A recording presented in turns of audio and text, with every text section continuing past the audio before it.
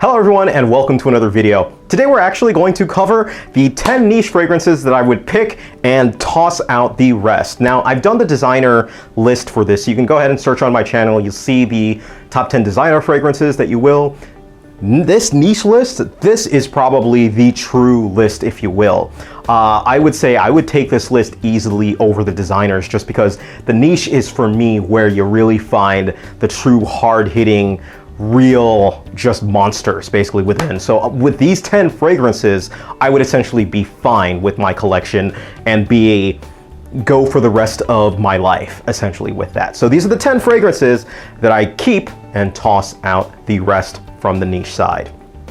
Now these fragrances are in no particular order. So the very first fragrance on this list is from the House of Olfactive Studios. The fragrance is Chambre Noire. Now, Chambre Noire, this is a beautiful leathery scent. It is, it's just got this unique leathery plum type of a vibe that goes along with this scent. Now, I have jumped and extolled from the heavens just how much I love this scent, and if you look at the back of this bad boy, you can see that I've used quite a lot of it, and I've had to tone down how much I've used just because I'm about to run out, and I really don't like buying the fragrances over and over again. But if I was forced to, I would definitely have to do it. But either way, just a magnificent fragrance, and it deserves its spot on the list. So first fragrance is Olfactive Studios Chambre Noire. The second fragrance on the list is from the House of Amouage. The fragrance is Reflection Man. What can I say about Reflection Man? It is a sensual, it is so well crafted, so well put together. A lot of people have compared this to Le Male. I want you to picture a more refined Le Male type of a version. I get their comparisons, but it's really just so smooth, so well put together. People love it when it's on you, and it's just a magical scent that you feel luxurious, you feel refined, you feel like everything is okay when you're wearing this fragrance. So Reflection Man is definitely on this list at number 2. Now number 3 is from the House of Creed. I waffled back and forth because Creed has so many good fragrances on its list, but I had to really come down to it, and man, Aventus. I'm gonna have to put this on the list. Aventus is a pineapple-y, citrusy, it's got this apple type of a vibe. It's just a fantastic fragrance for all year round. And that's really what separated it from the other scent that I was really trying hard and thinking I would put on this list, but I ultimately ended up not putting it on this list. And that's this sucker right here. That's Green Irish Tweed. These two were, I was just wrestling with myself trying to figure, all right, you know, hats down, which one would I really? And it came down to Aventus, because even I simply just kind of looked at it and, sorry, I was able to actually look at this, but I've used more Aventus than I have of Green Irish Tweed, and I've had Aventus for less time than Green Irish Tweed. So Aventus is on that list at number 3. The next fragrance, number 4, is from the House of Byredo. The fragrance is Bal Afrique. Now, Bal Afrique is a recent acquire by me. I purchased this one when we went to France, but it's one that's been on my radar for such a long time. If you haven't noticed already, I'm kind of a lazy person when it comes to picking up fragrances. I'll smell fragrances that I think are dynamite and, you know, obviously are fantastically good, but I won't pick them up just because I'm also pretty, I don't want to say frugal because I'm definitely not frugal with my fragrances, but I'm more, I guess you could say, reserved in when I purchase fragrances. I'll purchase fragrances specifically when I know that I can afford them, and it'll be no question. It's of disposable income, if you will, that comes through. But either way, Bal Afrique, a fantastic fragrance. It's one that just, it speaks to me. I smelled it, I was like, I knew I had to have it. Bedre Fatale from Atelier is a fragrance that smells very similar to this, but Bal Afrique is really the one that I've always kind of had my eye on, all right? Now the next fragrance is from the House of Parfums de Marly. It's, to me, their best release, Herod.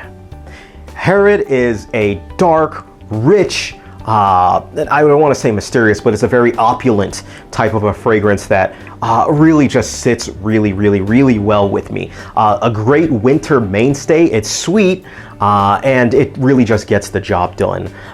Yeah, so this one from Parfums de Marly, again, they are another house that has a lot of fantastic offerings that's coming from them. So it was really hard to kind of single out that one, but I know that I wanted one of those fragrances from the house of Parfums de Marly, and it's easily Herod.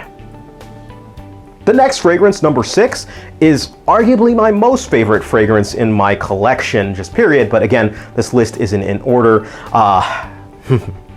Yes. Bergamot 22. Bergamot 22 was really the precursor for me for fragrances. It's the precursor by then. It's when my eyes were really truly open to how good niche fragrances could be. With those citrusy, summery type of a scent. A lot of designer fragrances kind of have this same kind of undertone for which route that they took, but this was really, it was really fresh, it was really well defined. I love the way that it mixed with the woods and everything like that, and so Bergamot 22, solidly on my list, a fantastic fragrance, and I am definitely gonna have to get another bottle of this because I'm gonna run out, simply put, and I'm gonna have to get a bigger bottle, all right? Bergamot 22. Now the next fragrance, even though it's a fall mainstay, it wasn't ever a question whether or not this would be on my keep only 10 fragrances list. Guerlain's Spiritueux du Bouvigny. I'm destroying that name. I've always had problems pronouncing Spiritueux du Bouvigny. And French people get mad at me whenever I say it, but I'm sorry, I'm doing the best that I can. This one is a boozy vanilla. It's absolutely fantastic. It is, like I said, booze, rum, vanilla.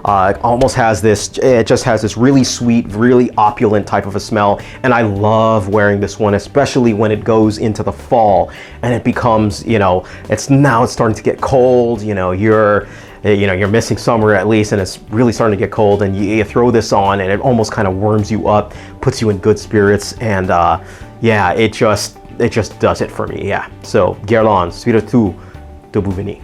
The next fragrance is from the house of Tom Ford. Tom Ford, another house, solid, fragrances all around. You got Tobacco Vanille, you've got your Oud Wood, you've got so many fragrances from that house that are just fantastic, but the one that I'm going with, Tuscan Leather. It's just got this animalistic kind of quality to me that just exudes just confidence and just awesomeness. I love putting this one on and just specifically with like suits. I like wearing this one in the winter with suits, and I can really never imagine a single winter without this. It's just absolutely fantastic, and it's got this confidence to it that I really like. So Tuscan Leather.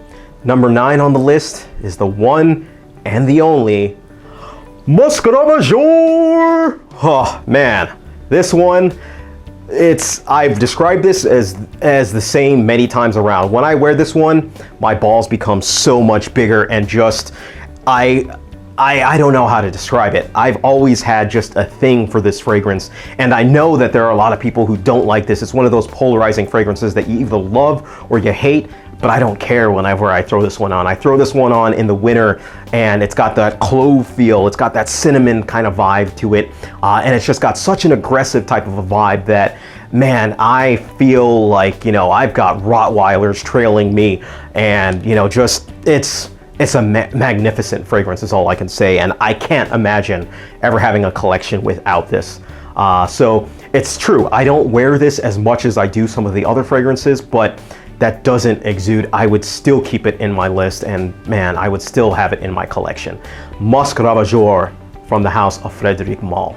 And the final fragrance from the list, I've often described as the very best smelling fragrance ever, Frappans Humaniste. Man, ginger, tonic, juniper berry, tonic. It's got this vibe to it that is just gin and tonic type of vibe, magnificent. It's just welcoming, one of the best fragrances. Anytime I have somebody smell this fragrance, they're like, what is that fragrance? Where can I get it? What's the big problem with the fragrance? It's the longevity. Lasts for crap on my skin, just does not last long. Now, I've had some success actually pairing it with Macchio 01, but you know, it's actually changing the scent and it's not a true kind of feel to it. So yeah, that last fragrance on the list, Humaniste. Now I've got a special bonus of fragrances, and this is an honorable mention. It's an honorable mention because it would actually knock one of the previous fragrances that I'd mentioned off of the list if I had this fragrance in my collection. And you can technically say this fragrance deserves to be, or you could say, hey, you know, this is in the list and I would be perfectly fine with it. It is Enchanted Forest.